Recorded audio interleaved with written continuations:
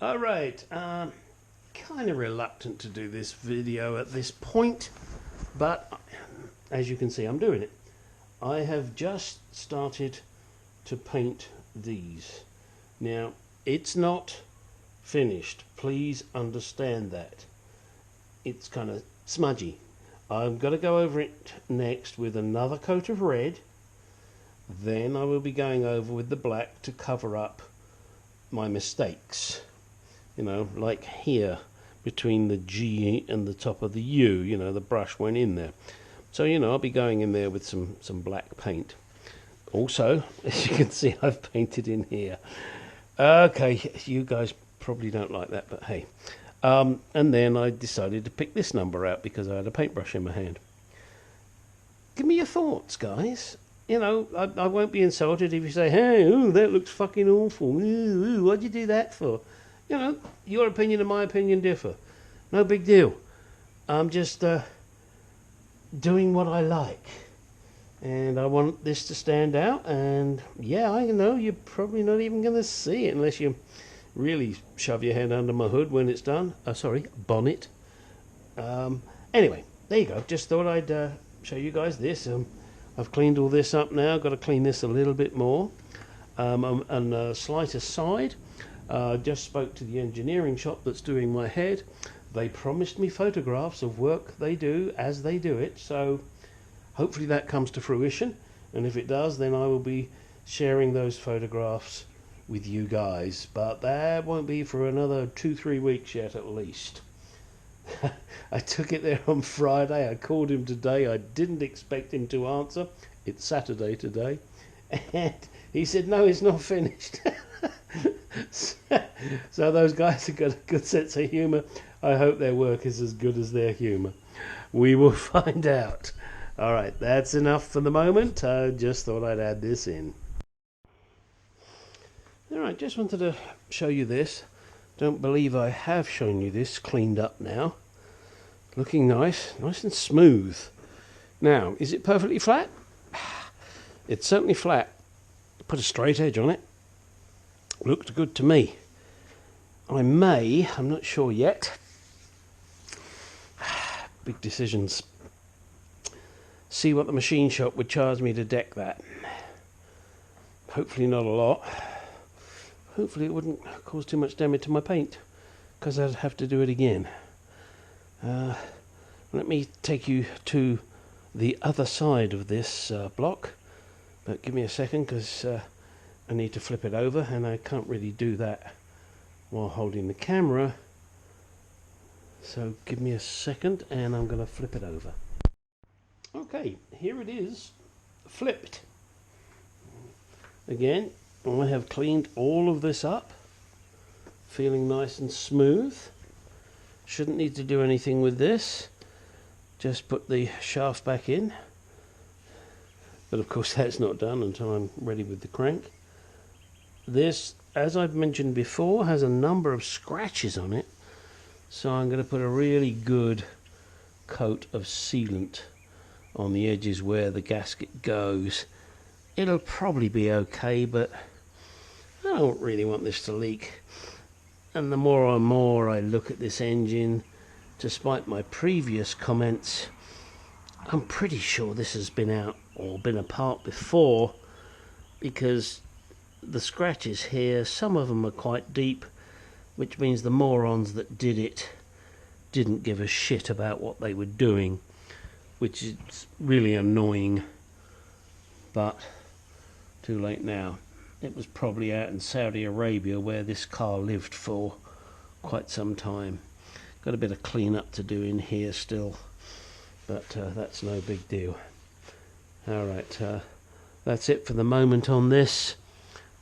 Got a little holiday there I have to deal with, so I get my little black brush out and give it a lick. I like licking it. Don't think there's anything on this side for me to paint. Some numbers there. Maybe I should paint those. Thoughts, guys, thoughts. Come on. Here it shows me the date. 12/9/64. And because the date is the correct way round, and if I turn the camera like that, you can read it the correct way in more ways than one. 12 being the 12th of the month, 9 being September 64, of course 1964. So this baby's engine was cast 12th of September 1964. Whoa. Alright, sorry, I'm going to twist you back the other way now. I hope you like it. It's nice and shiny. This is Paul 15 black. Great paint, great paint. Alright, that's enough on this one. More to follow. Alright, I just want to add this in for you numbers matching freaks. My block is LE1780, and I don't know if you can see that, but on my crank it is LE1780. To me, that makes this car worth a fortune. Jay Leno, it's yours for $1 million. Okay, he's not going to go for that, but hey, I just thought it was very interesting that even the crank matches the block and everything else.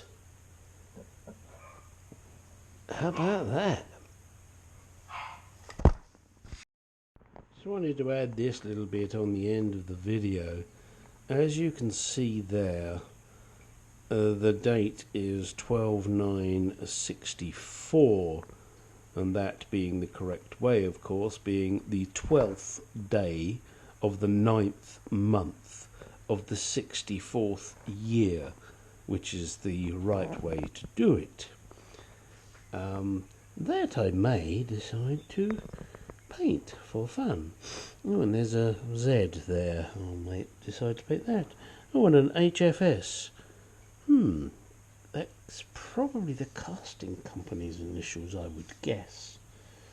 And here it looks like a little bit more cleanup to do on those surfaces there, because if it's to do with starter motor, dynamo, generator, whatever, it needs to get a good ground, and it gets that from the block, and also the engine mount. So I will be dealing with that shortly. There's nothing else, unfortunately, to paint here. Unfortunately, he says. And as you can see, this is very, very, very shiny.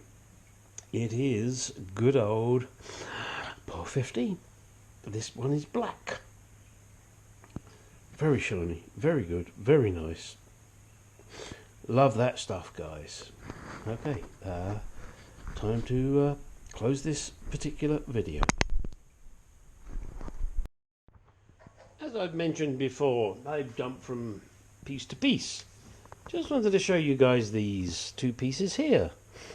This plug is the one that goes on the end of the cam, and this, as you all know, is the one that goes over the timing cover breather. I just spent maybe 20-30 minutes with my little buffer trying to clean them up. I'm impressed. Now, they're not perfect, and I may do a little bit more work on them. We will see. This particular one was really badly scratched. I wish I'd done a before, so I could do a before and after for you. I got this and buffed it, and it didn't look too good. So then I got some 500 grit wet and dry and put it on a flat surface and rubbed it. And then I did the same with some 1200 wet and dry, just to get it flat and level. Sorry if you can see my face. Not the prettiest of things these days. But it came out really good. Once I'd done the wet and dry, I then buffed it on the wheel with the coarse pad, and then the nice fluffy pad, which is this one here, as you can see, is all nice and soft, using the correct compound.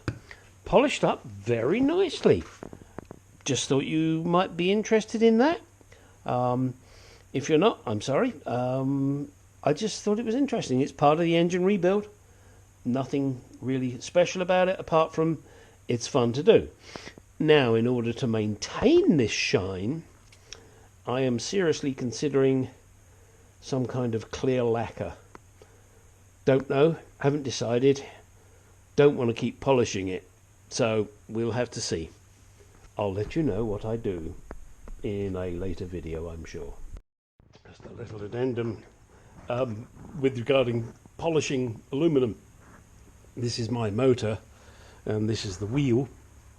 I'm going to buy myself a Harbour Freight one that's got the dual wheels on it. I just wanted to show you this is the kind of mess you can expect, and that kind of mess too. It's a dirty job. I was just doing some motorcycle pieces as it happens. Those pieces there, not related to the Mark II. Still got a fair bit of work to do on them, but it went from this to this. Didn't take long, just a few minutes. Just thought I'd throw that in, even though it's not Mark II.